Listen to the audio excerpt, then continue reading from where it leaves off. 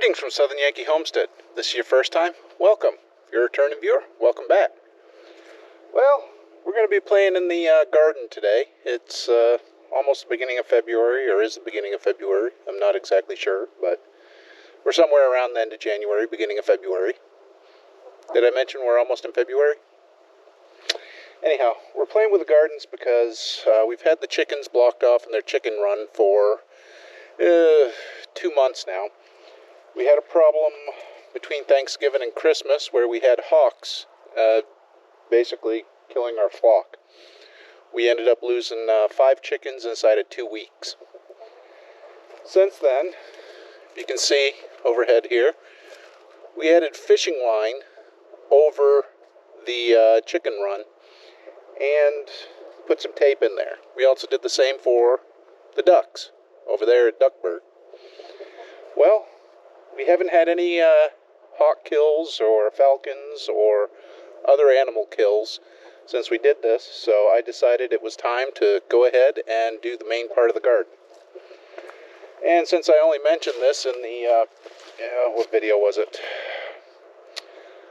I made mention of it in the Grub Terra video that really didn't show that much. I thought I'd do a separate video that just covers doing this aspect of it. Nice, cheap, and effective. The other reason we're doing this is because, well, we want to have the chickens help fertilize and turn over some of the stuff we have in the garden, and we can't do that if they're going to be killed off in the process. So, follow along. First thing I got to do is I got to fix the fence. The fence is down in 2 places. I'm going to leave the other place down because that's our usual spot that we go in and out of the garden at. But I'm going to fix this end of it so that we can continue on.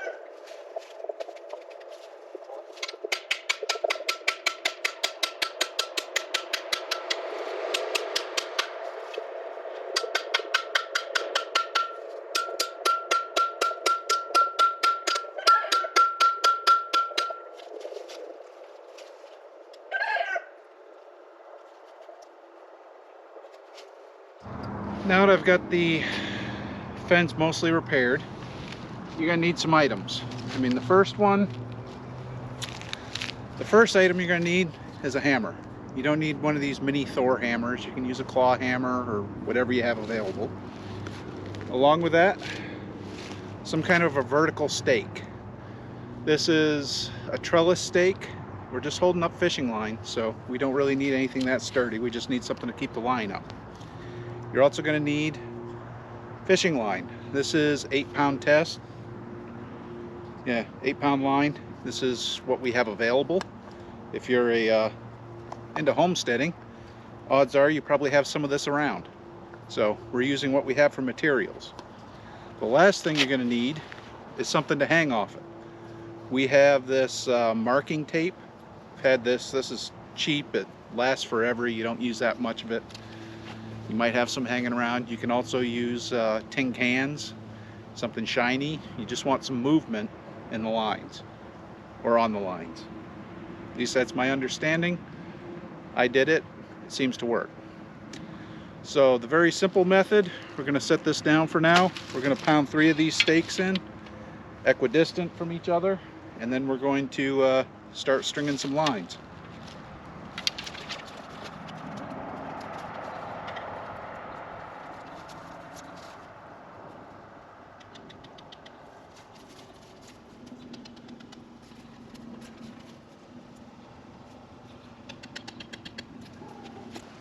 Doesn't take much.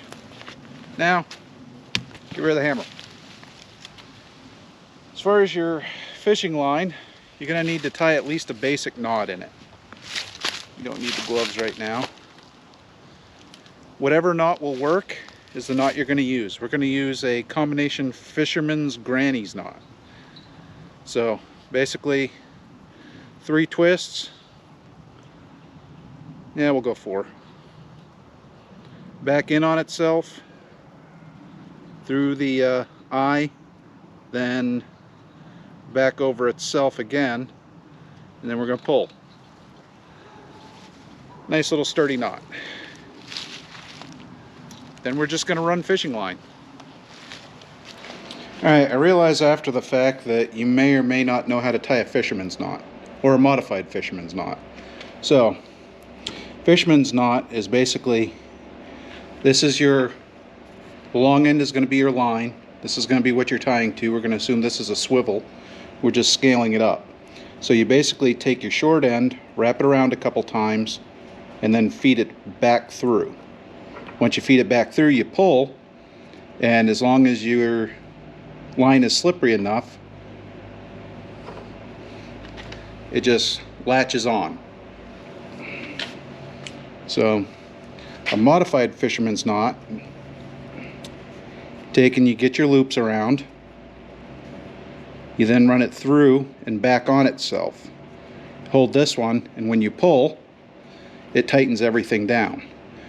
It can tighten down further, but this isn't going anywhere. That's a modified fisherman's knot, or fisherman's knot with a granny knot, either way. See how it rolls over on itself, and this just keeps it from pulling back through. Now if you're doing this with fishing line, you're not going to get it untied. Back to the video.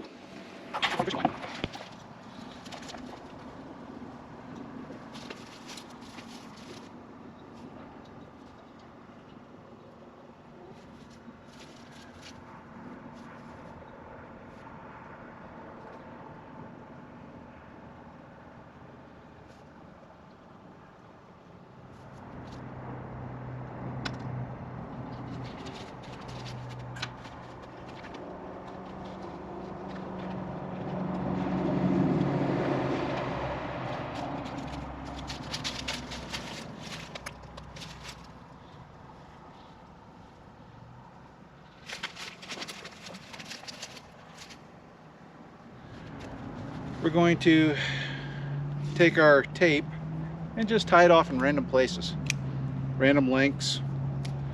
There probably will be a pattern. This does 2 things. First, if there's any kind of a breeze, it adds motion. Second, some of us that can't see the fishing line, it helps point it out to us so we remember that it's there and know that it's there.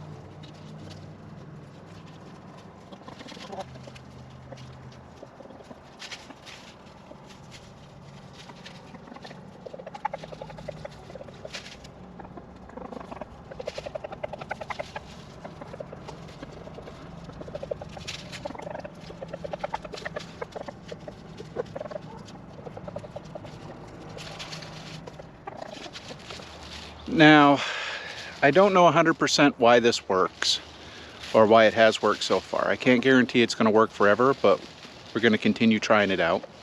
One of the reasons we're doing it this way is because the garden, we want to be able to get in there with the tractor and till it and subsoil it and do further work without having to pull a bunch of fencing down. Second reason is a bunch of fencing to hang over it was going to be expensive. So with this done, chicken should be good. If there's a falconer or a predatory bird expert that sees this and thinks that my theory is wrong on this, please leave a message in the comments on why. Or if it's working and I get the theory wrong and you know why I got the theory wrong, please do.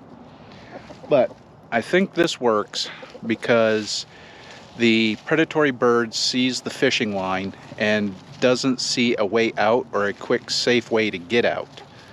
It's either that or the movement of the flags just spooks them enough so that they don't come into it. Either way, it has worked, and as I said, if you're a predatory bird expert seeing this and I got the theory wrong, leave it in the comments down below. If I get the theory right, leave the comments down below. Either way, I just had an idea, I put it to use. Hope you put it to use, and I think it's redneck perfect. It's cheap and effective. Hope you enjoyed. Please like, comment, and subscribe. We'll see you in the next one. Bye.